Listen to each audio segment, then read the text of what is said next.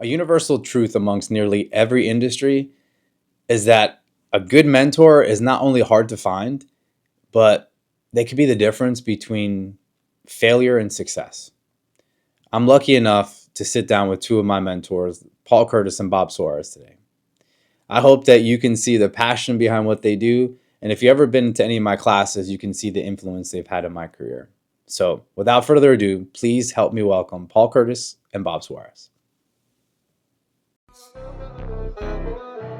Next level grit, next level grind. Tune in, come and watch next level shine. Military science, next level tech. No telling how deep the next level get. Next level grit, it's next level's time. Next level K9's putting in that grind. Texas finest, blessed by the highest. Like and subscribe, next level going live.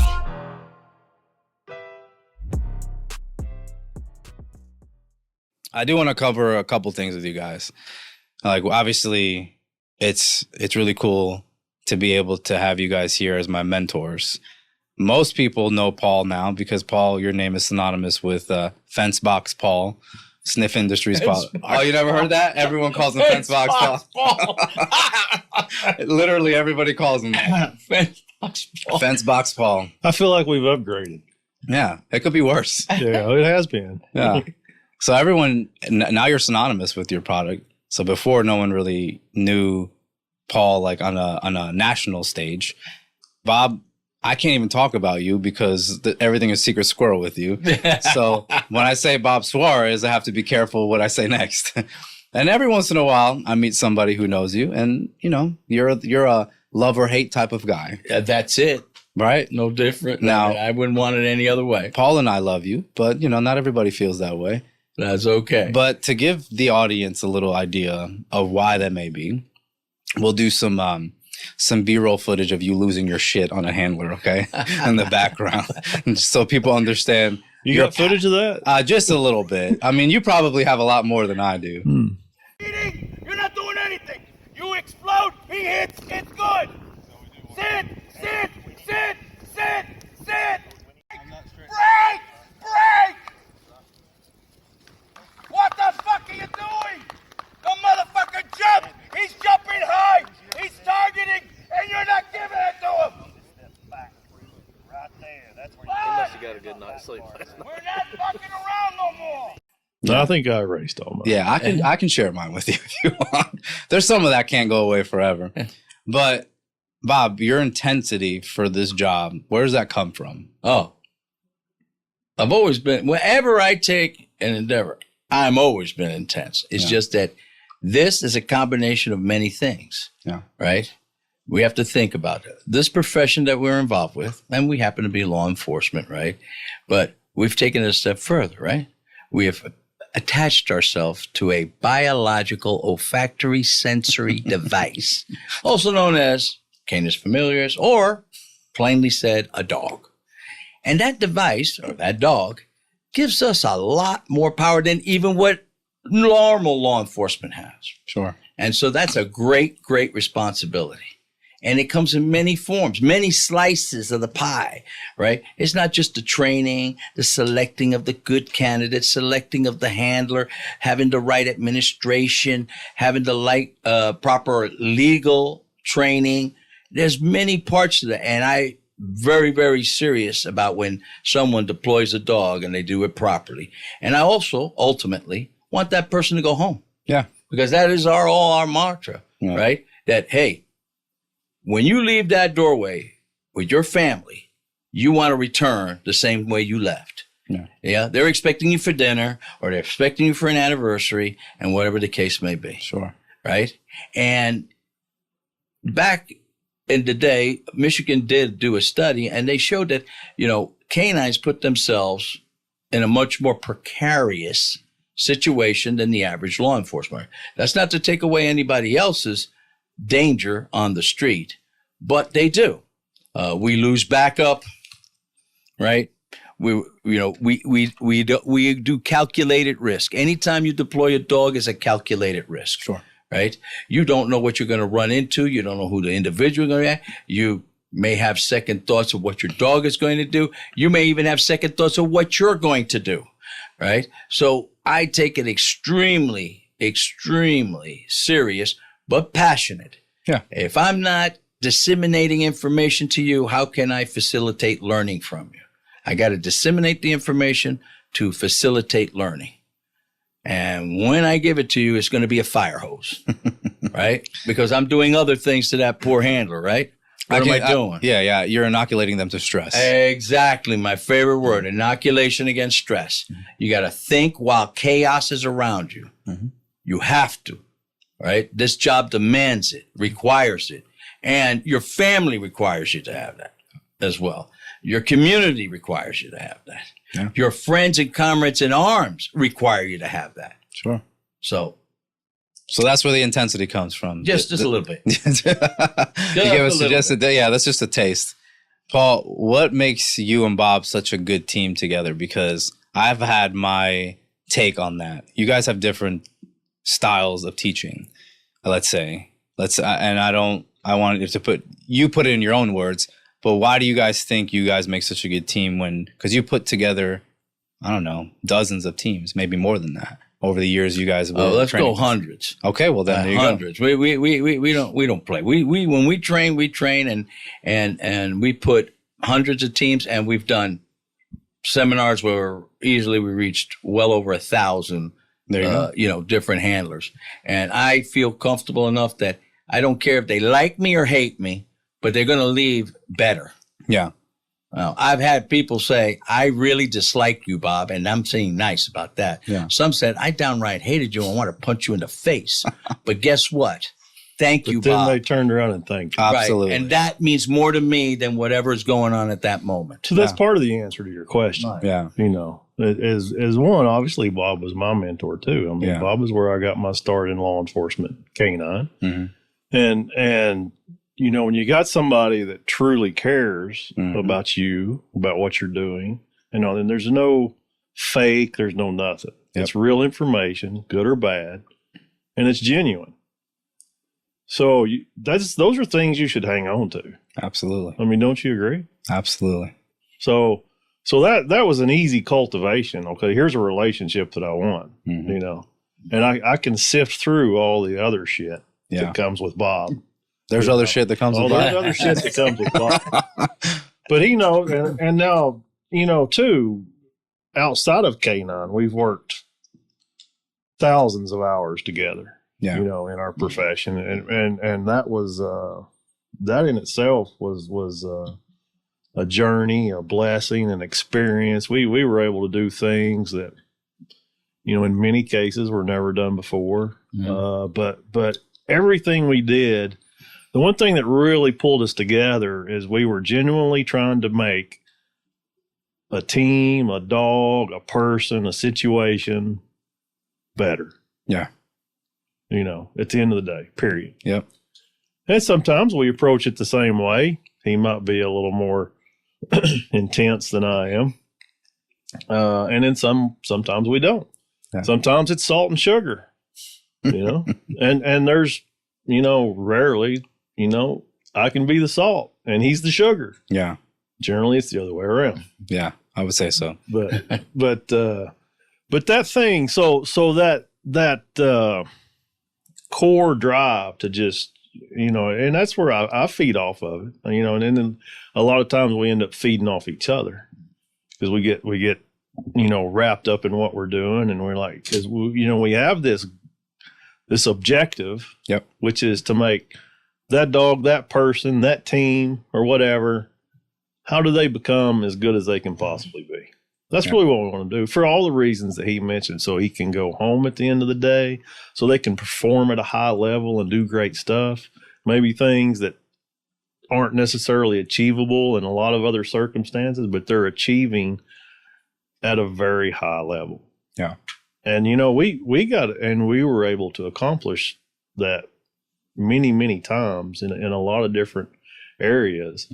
And, selfishly, that's fucking gratifying. Of course. I mean, there's a lot of self-gratification there. When you look at a team or a person or a dog and you go through that development, and to whatever degree it was, whether you were there for the whole thing or part of it, or you just fixed a problem, or you raised them from scratch or whatever, there's a lot of pride in that. Yeah. You know? You guys seen hundreds, thousands of handlers. You've done probably dozens of handler schools over the years. Mm-hmm. I know that not everybody's cut out to be a canine handler. Well, that's for damn sure. Certainly not. And I'm sure you've seen your handful of guys who didn't make it. What would be, Paul, I'll ask you first, and I'm sure you'll piggyback. What do you think makes a good canine handler? Dedication to the craft, dedication to the people around him, dedication to him or herself is really where it starts. You know, and like you said, you're absolutely right. We've had numerous people who will expose the program to, expose what dog training and canine, you know, law enforcement canine's all about. Spend some time with us. Look at this. Is it really for you? Are you really for it? Mm-hmm. You know, and he's going to tell you the exact same thing. I've had people in law enforcement that have been out and looking, you know, at spending time with the unit and doing things and whatnot, and come back and say, you know what, this is really, really cool. It's not for me. Yep. And I respect that person. I respect that 1,000%. 1,000%. Yep. Because not everybody's meant to be canine. Not everybody's meant to be forensics. Not everybody's meant to be a detective. Yeah. But it don't mean you're a bad cop. No. Right. You're still a great cop, still a great person. Yep. You know, but not everybody is meant to be canine. It is a love and a desire and a passion mm-hmm. that is unique. You know, because you are doing something with an animal. You're doing something, you know, there's so much that goes on there, as you know, now that you've handled several dogs. Yeah. That you've introduced into your life. Yeah. In a huge way, in your family's life. Mm-hmm. So the way we manage that, and most people do around this country that are police canine handlers, you know, that comes into their personal life as much or more than it does their professional life. Yep. And so if you're putting that amount of time into the chapters of your life, a chapter or chapters of your life, you know, you want to get the most out of that. You should want to get the most out of that. Yeah. Don't burn your days on what you're not getting the most out of. Absolutely. Because you don't get time back. Yeah. What you do, it's gone. Mm-hmm. You know, we can make our money back if we lose it. You know, I lose a house, I could build another one. But once you lose that time is gone. So make the most of it. If that's your endeavor, make the most of it. I admire those that come and say, hey, you know what? This is really intense, but this is not for me. Sure. I respect that 1,000% because like Paul was saying, not everybody's going to be a canine. Not everybody's not meant to be a canine. And what he was saying, being selfless, basically being selfless and discipline. Got to be thick skin. It got to be get thin because it's not just us. We are just priming them by giving them those stress inoculation. What happens when they're alone and a captain or a sergeant tells them, hey, I need you to do this, this, and this, and it's against the industry standard, policies and procedure, the law. That officer's got to say, excuse me, sir, in the most polite way, most respectful way, I cannot do that. Yeah. I respectfully cannot do that. Or, hey, sir, I can do this. No, I don't want you. No, you don't understand. I am capable. This is within my training. Mm-hmm. This is not beyond the scope of my training. I can handle this. That officer's got to be altruistic, without a doubt. He's got to be that public face. Canine officers are the ambassador to every every police law enforcement agency. You can show all the displays you want. SWAT, doing hut, you know, the forensic guy, look how fancy this is from CSI and all this other nonsense. No one takes the show until that dog comes out. And you get the oohs and ahs. You get the young, the old, everybody relates to a dog. There's over 60 million dogs in the United States, maybe even a little bit more now, right? So there's at least 60 million people who have dogs that can relate, or at one time in their life they can relate. Yeah. And they look at that dog and they say, wow, that's amazing. Look at that person, how that dog listens to him. That dog could do that? I could pet that dog? Oh, kid, you want to take a picture with that dog? That is one of the best ambassadors to any agency, bar none. Yep. And that officer has to be able to articulate the facts, educate the public, build that liaison and bond. So he has to be a public relations guy. Now I got to make him a nursemaid to the dog, a mentor to the dog, an instructor to the dog, a disciplinarian to the dog, a member to that dog. So now he's got the dog that he has to interact with, the public he has to interact, his fellow law enforcement officers, the hierarchy of the whole department, captains, sergeants. There's a lot of things. So, yeah, I want that guy thick-skinned. I don't want him, there's no crying in dog training. There is no crying in dog training. All right? Well, we've actually seen some. Even though we have, right? We actually have seen crying. Oh, yeah. Right? But the point is that there's many parts to it. And as Paul alluded to, I mean, that dedication, that selflessness, because not everybody's going to be that captain. There's people that think that's a stepping stone. That's not a stepping stone.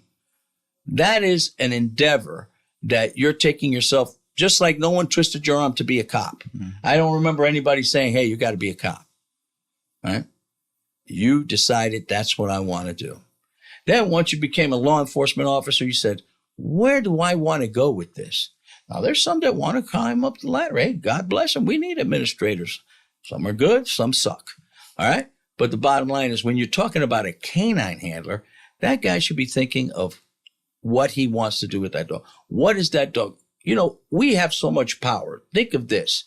If we have a dog that does human remains and stuff, we bring closure to that family. Closure, right? They lost a loved one. They don't know where it is. And we give them closure. We use a drug dog. We remove the poisons and stuff that destroy society. The thin blue line, just like you have that flag there, thin blue line, right? We're the line between us and chaos.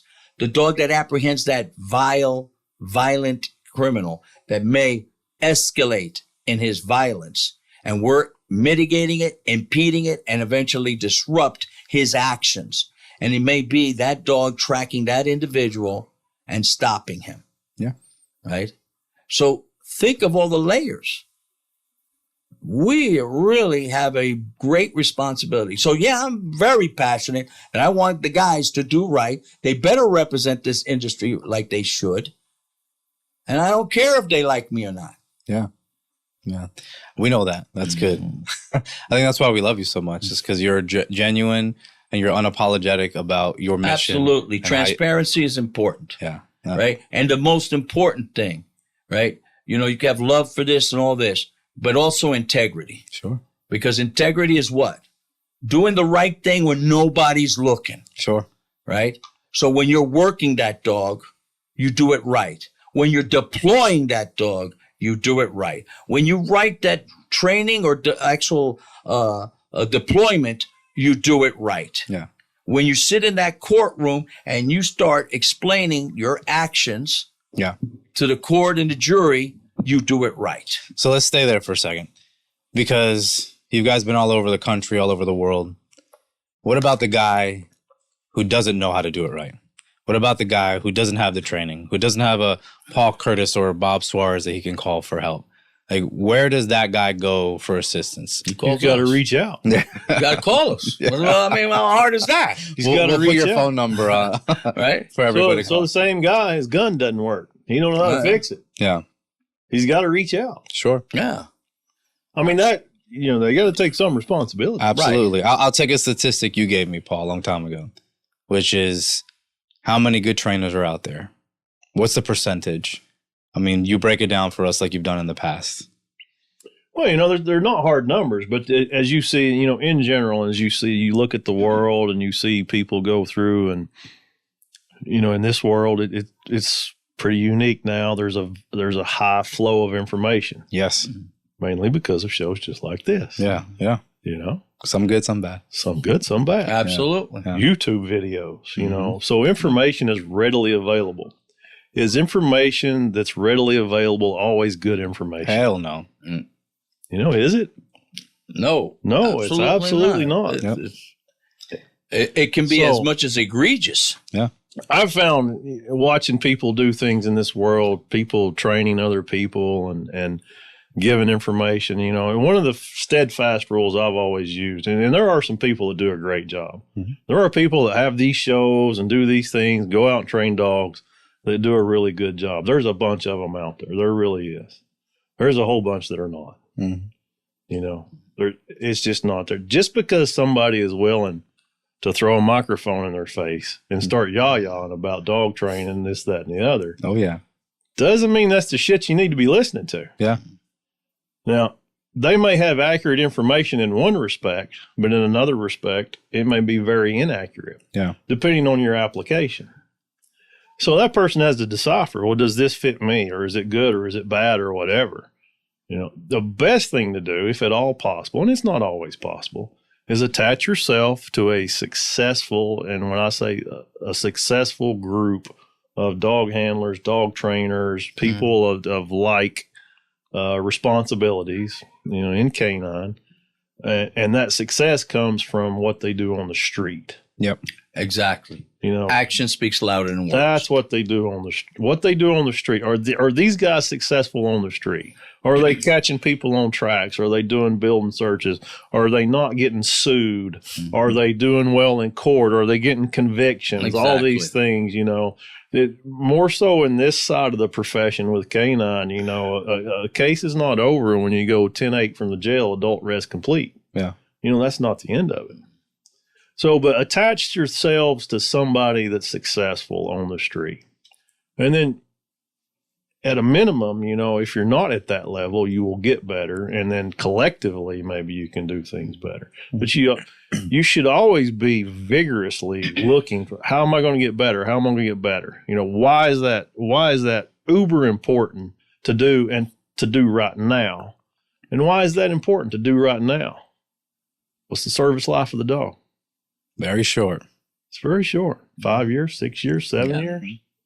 That smokes by quick. Yeah, how many dogs have you handled? Too many, man. On the PD side, 5. On the private sector, probably another 5. Yeah. Goes by quick, man. Goes by super fast. Absolutely. The older I get into this, that's the thing that I probably try to focus on most with the new handlers is before you know it, you'll be there in your dog's last breath. And you have to ask yourself, did I do everything I possibly could to make this team, this relationship, that dog the best possible? And every single time, I have doubts, if I'm going to be honest. Sure. Every freaking time, I'm like, I could have done more. Everybody does it. I've done it with every dog I've ever had. Yep. I handled 4 dogs in my career that were phenomenally successful. And I'm talking about on the street. Yep. Not the competition crap, but on the street. We'll get this. We'll get to I know we're going to get there. I was going to bring it up a few dogs. I knew it. I knew it. I knew it. So that's why it's uber important to be, hey, you got to get on your horse and you got to get as good as you can get right now. Yeah. Right. To this day, and I am speaking for him as well, we are perpetual students. Sure. We have never stopped being the student. Never. Mm-hmm. You have to keep moving forward. That doesn't mean that I absorb every piece of garbage and say, oh, this is the best thing that sliced bread. No, but you should be a perpetual student, constantly learning, constantly regurgitating it, looking at it, saying, is this really practical? If it ain't practical, because this is me. Mm-hmm. If it ain't practical, it ain't tactical. And if it ain't tactical, it's not deployable. Mm-hmm. You cannot deploy any team. I don't care if it's a dog team, a SWAT team, an officer. He is not, if he doesn't have all the practicalities and then infused with the tactics to make those practicalities work, he's not deployable. Yeah. And I emphasize that each and every time. So you have to be a perpetual student. Why? There's new case laws that may have to alter how we go about doing the dog. Yeah. Right? There are certain scenarios beyond our control that we may say, hey, we need to enhance in this, or we need to do more training in this, or we may have to do less training of this, right? So we are constantly perpetual students. So what was said maybe 6 months ago, we're going to say, hey, that does not hold true today. What's the biggest thing that you believed in when you first got into canine that you've changed your mind on? Everything. Yeah. There's no way for me to tell you one thing, 2 things, 3 things. Mm-hmm. And then some things I hold true to this day. Yeah. Right? Yeah. I reevaluate all the time. Sure. All the time. So is this still true? Is this still true? Or did I see something or hear something or get another perspective on something? Yeah. And then I apply it to what I know. And then is this still true? Yep. Or is it tweaked a little? Or is there another option? But you still hold true to the principles. Yes. The principles don't change. They don't change. No. It's like the Constitution. Look at where we are. Look at where we are there, Right? Especially in today's climate. Exactly. So interpretations of the Constitution, how it applies here, there, and there. But you never leave the Constitution. No. But in this day and age, with all these new arguments, these new perspectives, these things that are happening so rapidly, and everything else, all the challenges that come about, all those things are now being put. Okay, and this information in dog training is the exact same way. Again, because 50 million people are yah about dog training. Some of them are pretty good about it. A lot of them ain't. Yeah. So, okay, I want to look at that perspective and I want to apply it to these principles. Does it hold water? Does it not hold water? Is there part of it that I can grasp onto? But again, perpetual students. I didn't say, okay, I know it and now I'm done. Right. I spit out all the time. I learned way more in I'm learning more in my 50s than I ever did in my 20s. Yeah. Tenfold. Absolutely. Do you think it's because you have the wisdom now to prioritize learning, or do you think it's just something else? Well, there's experience. Yeah. That shows you, hey, should have listened. Yeah. Yeah. Should have been open-minded.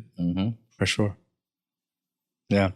So we talked about what makes a good handler and the things you're looking for there. One of the things I struggle with is taking that next step to the position of someone who's responsible for training. I never really wanted it. I had someone else who was doing it for a while and did a good job. I don't know if you remember Ray. I brought him down, Ray Carmack, to the facility one time to do some maintenance training.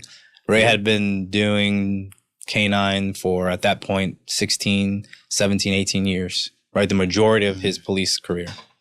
And that week's time, he told me he learned more in that week than he did in his whole canine career.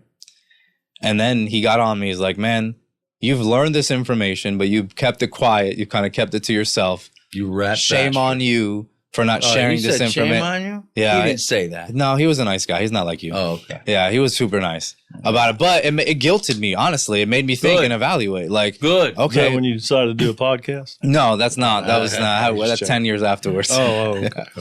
But it made me think, okay, how can I pour into other people? So did you have that struggle? Yes or no? And then what makes a good trainer?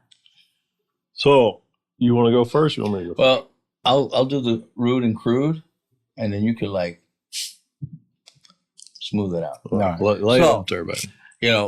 There are guys who are handlers who say, oh, I want to be a trainer. I know it now.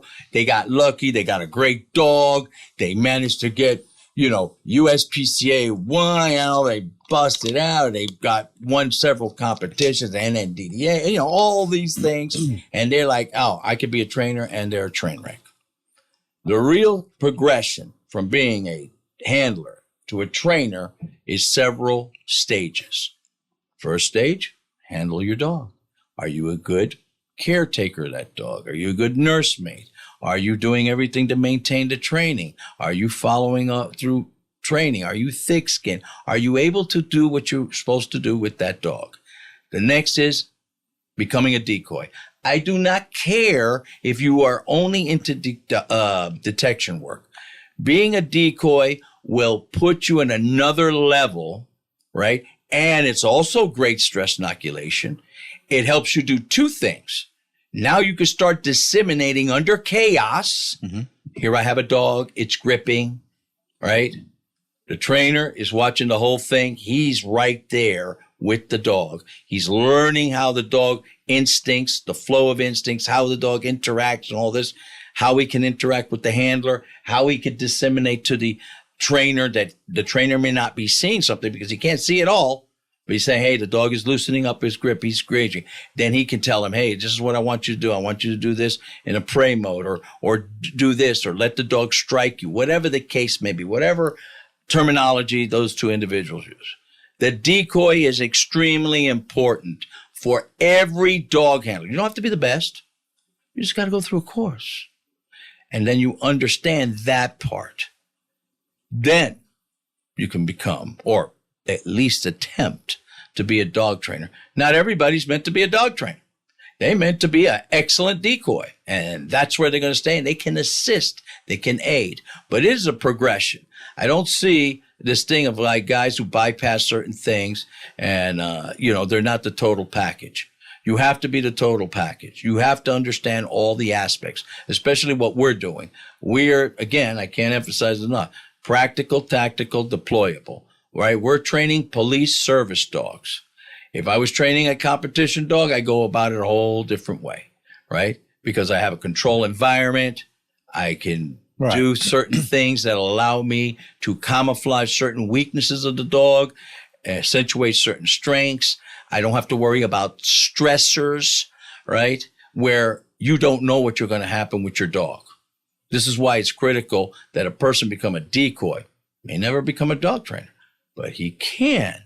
He's taking that next step. Yeah. So there's a lot more to it, right? But I need to see at least academically that they go through this in order to get there. Yeah. Yeah. So that would be like Absolutely. a nutshell. Yeah. Wholeheartedly agree. And then what I talked about on the front end, what is your motivation to be a trainer? Yeah. What is your intent? Why are you doing that job? Yeah. For us, and firsthand, for me to succeed as a trainer, you have to be as good or better than me as a dog handler. And if you're better than I am as a dog handler, we both won. Mm-hmm. Mm-hmm. All day long, we both won. Mm-hmm.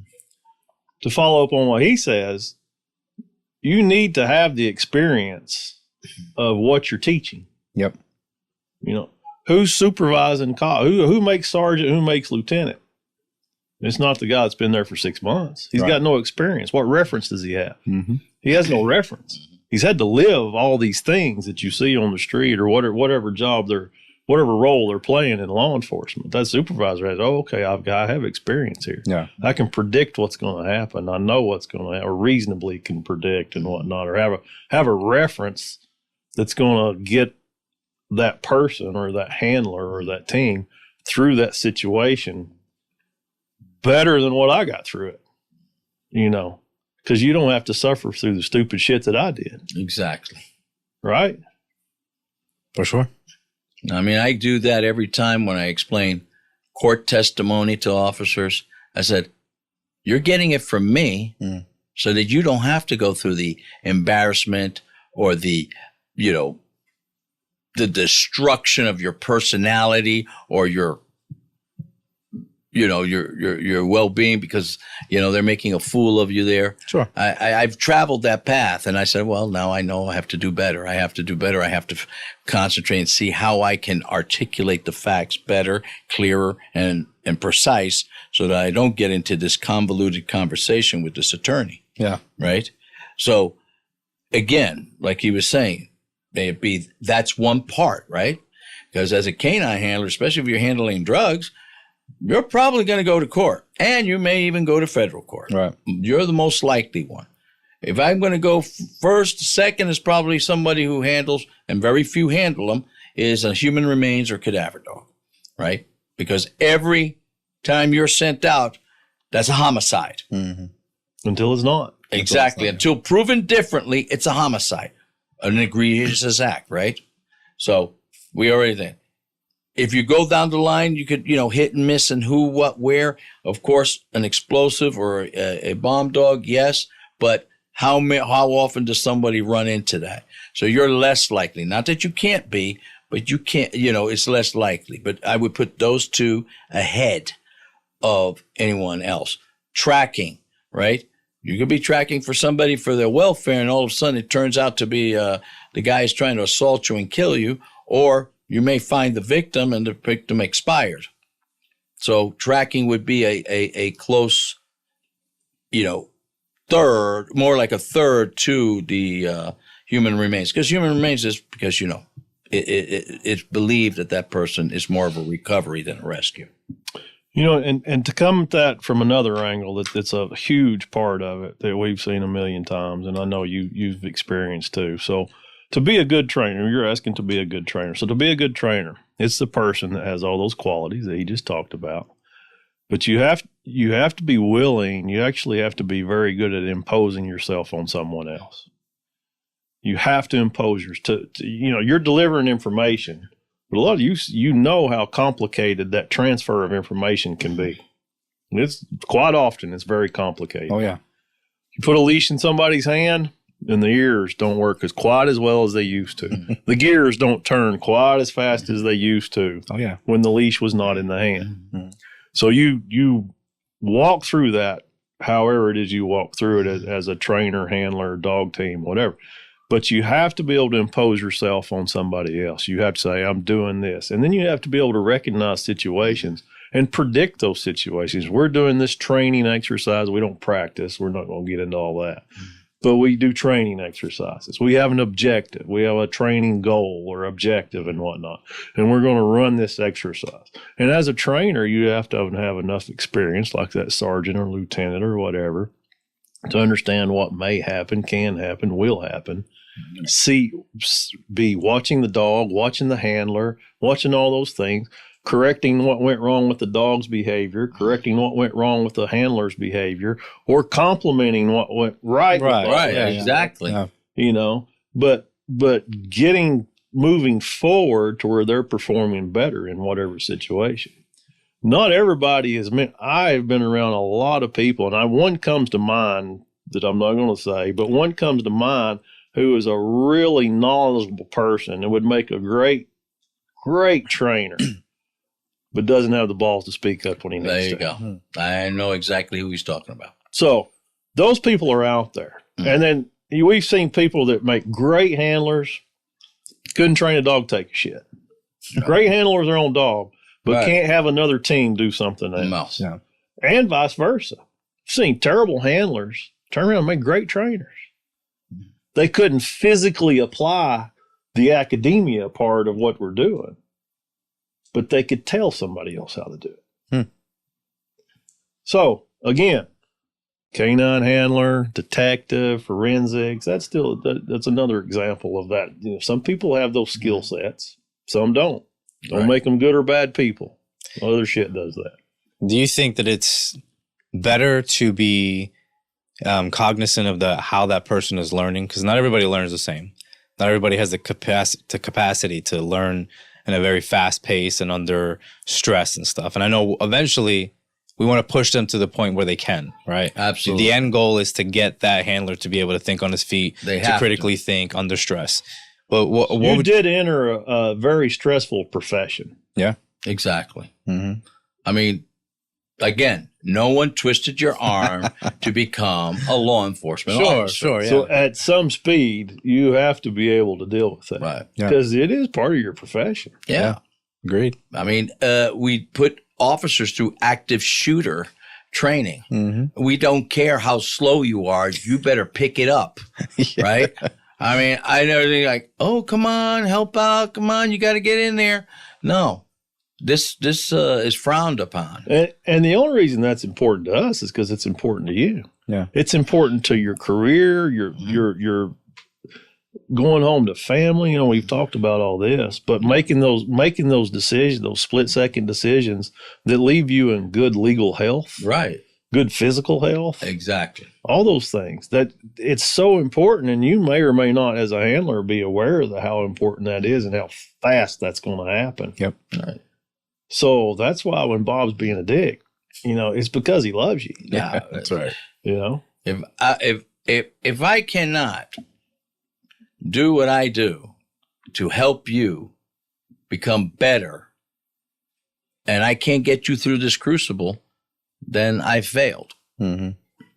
I don't want that on my conscience that, hey, you got hurt because I decided, oh, I'm going to take it a little easier on you because you're sensitive. Oh, boo-hoo. Right? Boo-hoo. You know, we went through a time just a few short years ago where the culture and the environment of this country, you know, socially was like, you made a tiny mistake in law enforcement and you're paying your career financially, maybe your freedom because you're making a mistake. Right. Now, it looks like that may be turning, you know. God love Pam Bondi. She said, you spit, we hit, you know. Right. We're not going to take it to there. But that mindset of, okay, now if somebody's got our back again, you look at ICE and look, okay, now we can do our job. Yep. They're not looking out to freaking go out and be Nazis and trash people and stuff like that. They certainly aren't, but they're now just being able to do their job. Yep. Right. You know? It's crazy to think about. It's crazy to think about. Absolutely. Yep. It's so important what they do. If you handcuff the ability for people to keep us safe in a national standpoint. And look where it took us as a country. Yeah. Right. Yeah. So to see this flip around and come back the other direction is beautiful. Yeah. It warms my heart. I bet it does. It does. I'm elated. I could almost re-enlist. Yeah. Shit. It's hard to encompass in a podcast how much knowledge and how much experience you guys have had over the years. It's impossible to go over every story, every deployment, every arrest. I don't remember most of it. Yeah, I bet now. I had to remind him of some, and he laughed. But, you know, because you guys talked about, you got to live through it before you can teach it. You got to experience it. You got to go through the paces. So, like I said, it's hard to describe because I've known you guys for years. You've been both my mentors over the years. But I like to do two things here. Number one, tell me about your first apprehension. And then tell us maybe your favorite canine-related story that you were a part of, whether it was separate or together. Because I know there's a bunch there. My first apprehension was somebody else's dog. Well, go ahead. I know that's a story. Go ahead. So it was great. I mean, I was backing the handler. Yeah. Right? And he's going in there and he's like, working, you know, tracking, and the guy's hiding, you know, you give your little announcements. The guy, of course, did not comply. You know, he was in a position, right? He can ambush us all, you know. So he deployed the dog, and the dog bites, and he freezes. Who freezes? The unnamed handler. Oh, I see. Right? So what do? I go in there and I work the dog. I say, hey, stop fighting my dog. Stop resisting. Stop hurting my dog. The guy complied. The guy got handcuffed. Dog released. Everything was great.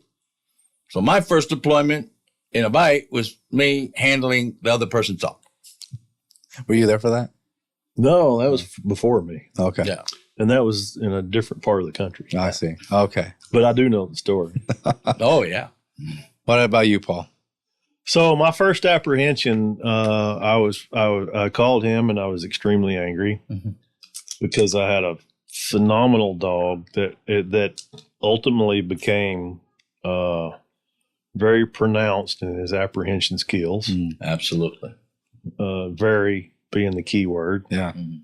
And so I went on a domestic call. Guy's beaten, mom runs out. It's pretty. It happens quite often.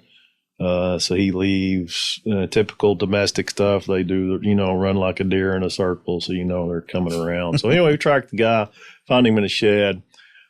Commands to come out. He's not coming out. He looks like, you know, if he can't see me, I can't see him. But can't see his hands.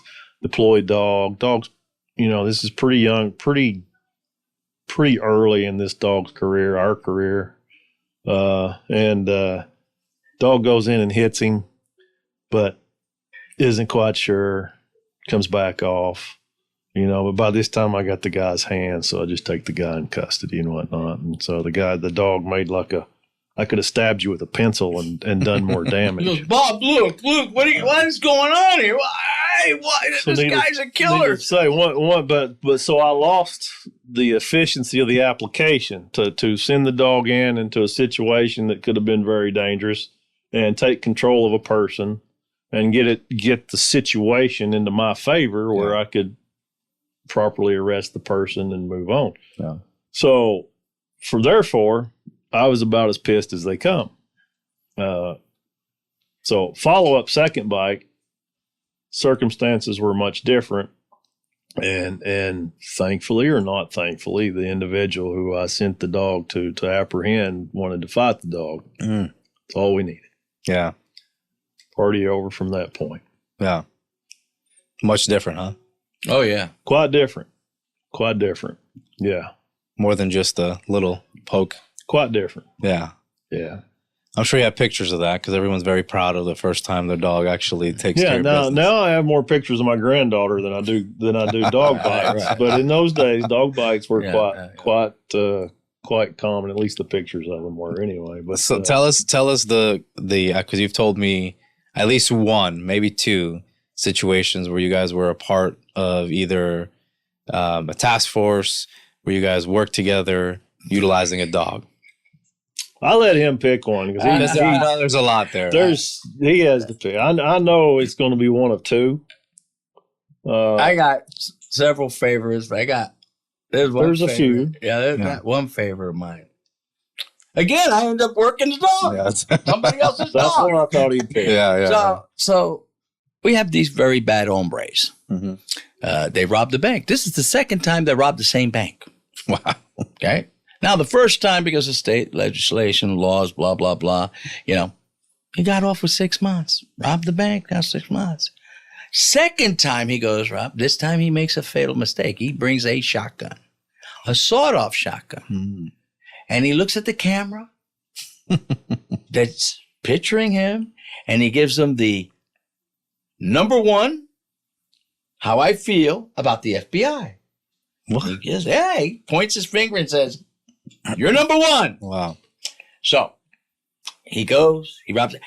He even threatens his cohort because his cohort that was with this guy was like having second thoughts. And the teller had to tell the other bad guy, calm down, it'll be okay. Oh my gosh. All right, so this is what you're getting, right? So they get him the money. Oh, but pray tell, what happens? The die blows. Oh, But they got pink money and they run off. They decide that they're Dukes of Hazzard and they go driving around and they blow out their oil pans. Leaving the bank, they drive their car through the grass and through a ditch line. And when they went through the ditch line, it ripped the oil pan off the car. Oh. So they only got a couple 100 yards down the road before the car dies. Go ahead. Then this, as in Tennessee, wonderful people, good people, older gentleman driving down with his pickup truck. Says, howdy, boys, you having car trouble? Oh, my goodness. They carjack him. Oh, wow. They take him. Now, fortunately, they did not hurt the man, but they abandoned him. I think they tied him up on a tree or something of that nature, and they took his truck, right? Wow. All right. So they take his truck. The old man manages to get free. He calls it in, and, we're hot on the tail. The whole time, we have FBI, we got local, state, county, you name it. Everybody's involved. Everybody's involved. So we get another deal.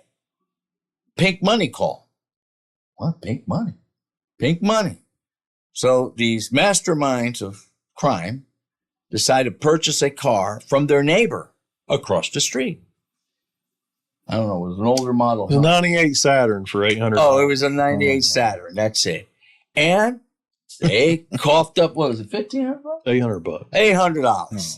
Here you go. 800 tamales for that fine automobile. They were already spending the money. And it was nice and pink, too.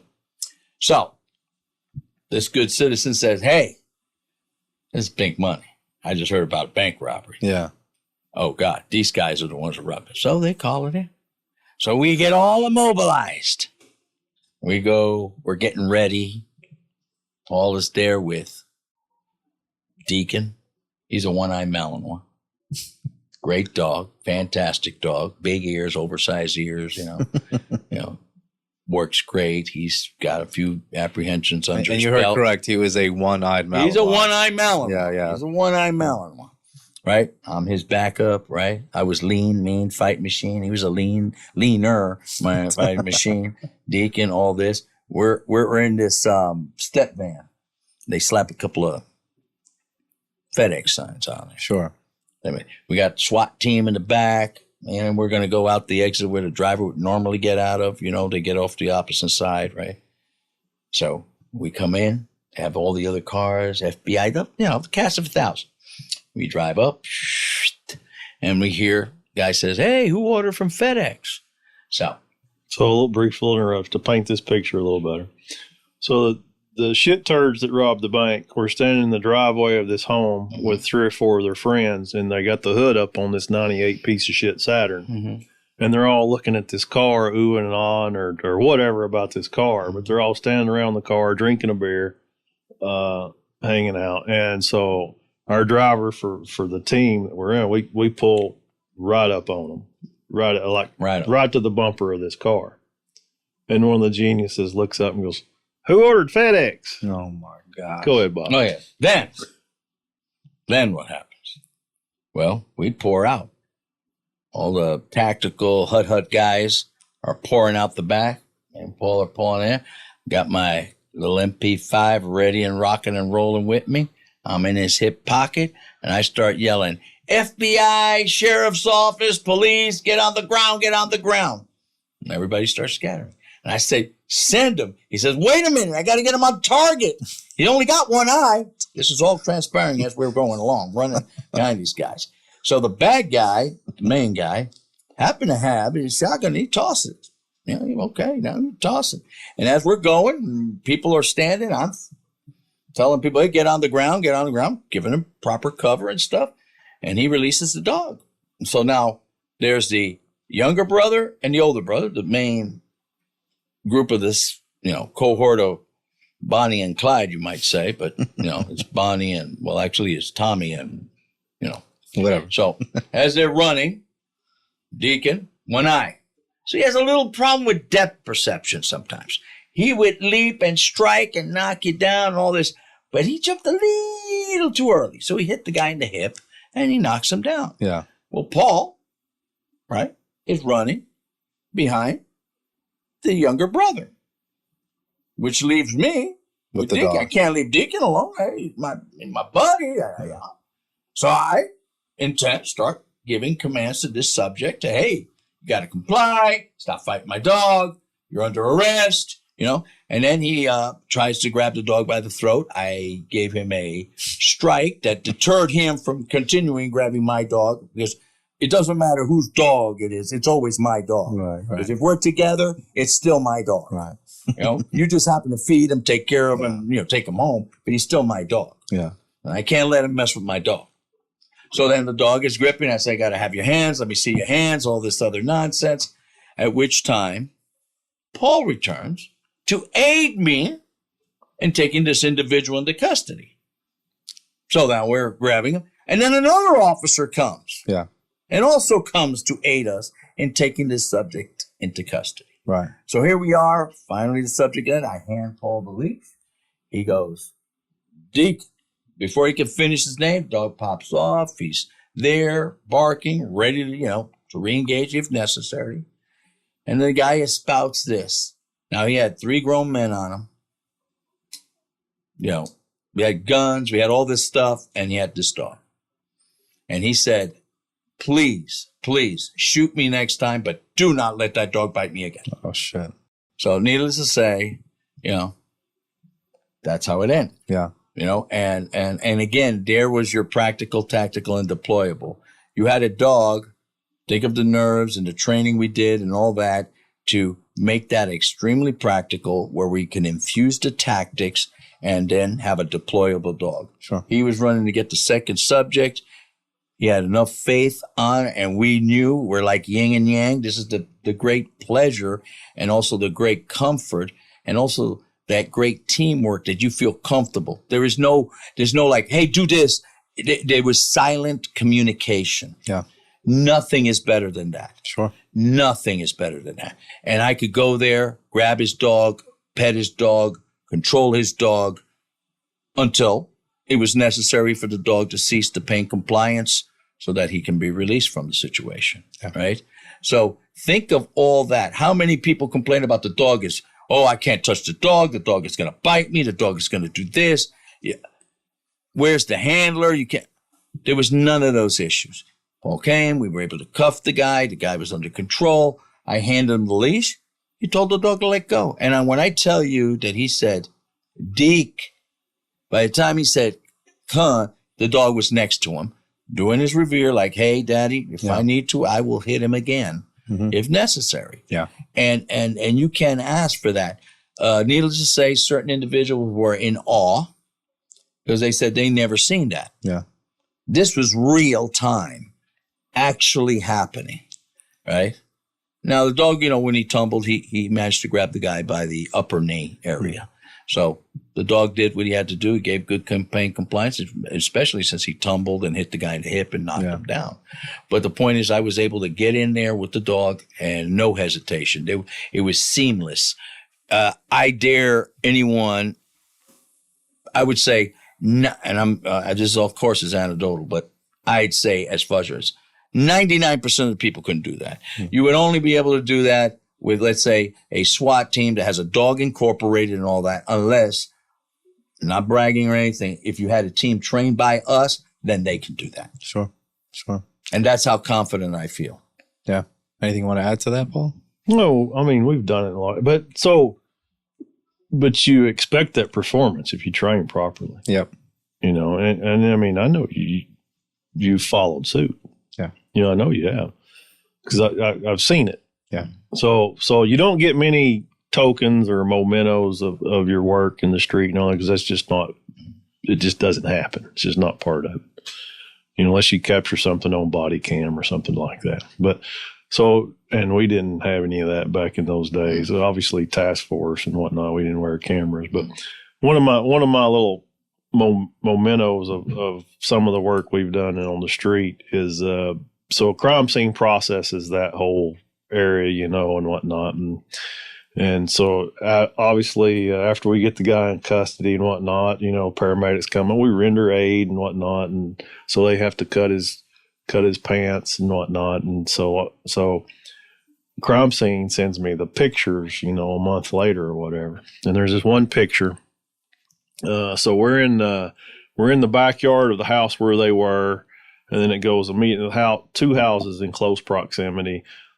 Next house over, we ended up in the driveway of the next house that's next door to the house where we got these people. So in this one picture, there's this pile of bloody clothes in that driveway, that the forensics person took a picture of, But it was from the angle where we entered the backyard of where we started.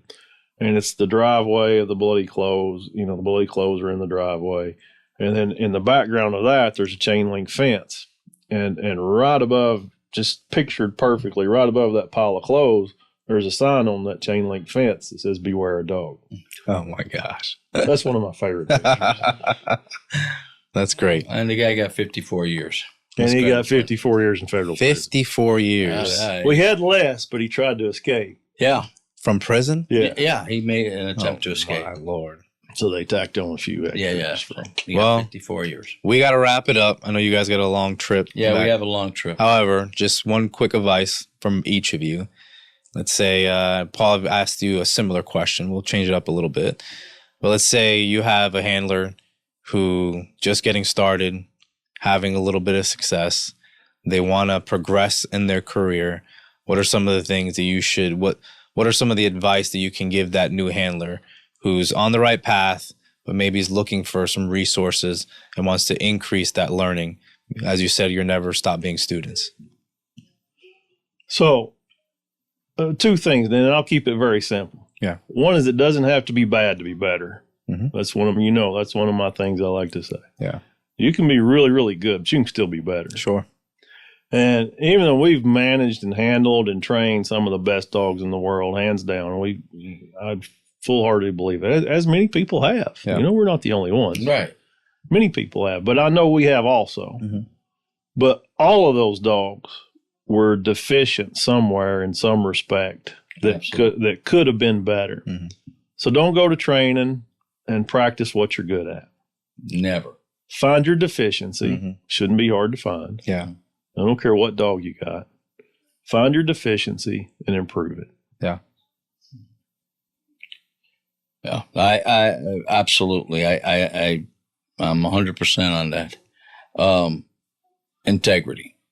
Do the right thing when no one is looking, because we have to hold ourselves to a higher standard. Sure.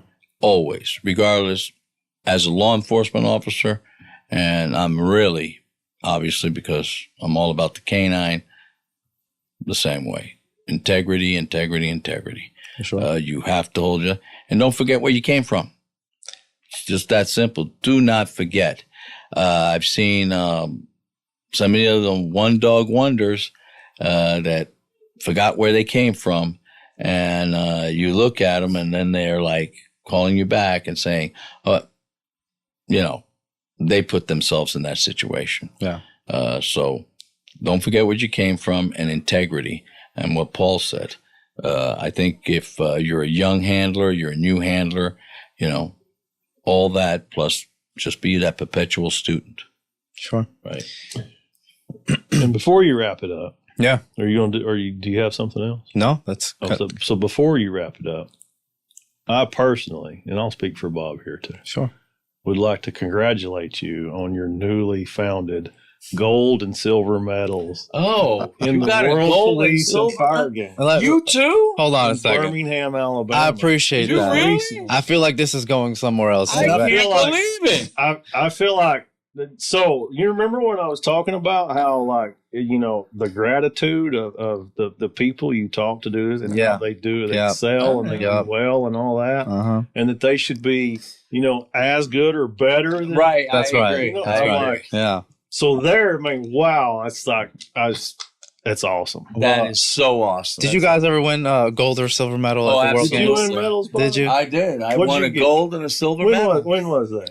Oh, that was in 2011 in New York 2011, City, sure 10th was. year A anniversary. gold, imagine both of you won gold and silver And medals. here, go ahead. Paul. But go ahead. but Just guess what? Just go ahead. Tell everybody. And this was great about it because that was my moment of joy and happiness. Of course. Right? Because Paul got 1 point ahead of me and got a double gold medal. Yeah. I know, Paul. Double You beat us gold both. medal. Okay. Right? You got the bragging Double rights. gold medal. I'm happy just to be able to represent Team USA, win a gold and silver, and really my driving force is because you guys did it, and I wanted to be better than you. So I don't know if that means that we're equals. I certainly don't think so. I still got a lot to learn. But the next thing for me is, who am I putting the time in to go to the World Games when it comes back to the U.S., and who can hopefully represent the U.S. team well. So you guys have definitely made a big impact on my career, obviously. So thank you both. Anything else you want to leave us on? No. You got a long ride home. Yeah. Especially you, Paul. Right home. So, trust your dog, trust your training, integrity. Don't practice, train. Yeah. Right. There is no practice. Yep. We don't practice, we train. We train. You got a problem, find the help. You only got so much time with that dog. Sure. And all those great things that you do with that dog, at the end, you're going to pay that price. Now, yeah. I mean, we've all done it several times. I have a feeling we're going to do a part 2 to this.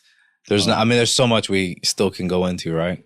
I agree. Specifics in training. All the things you guys taught me between instincts and psychological traits, and how to keep those dogs deployable and ready for the street. There's so much left. It's not going to happen tonight, but thank you guys both for your time. I appreciate it. Thank you for what you've done for me personally and my career. Love you both. Love you, man. Same there. Thanks, man. Next level grit, next level grind. Tune in, come and watch next level shine. Military science, next level tech. No telling how deep the next level get. Next level grit, it's next level's time. Next level K9's putting in that grind. Texas finest, blessed by the highest. Like and subscribe, next level going live.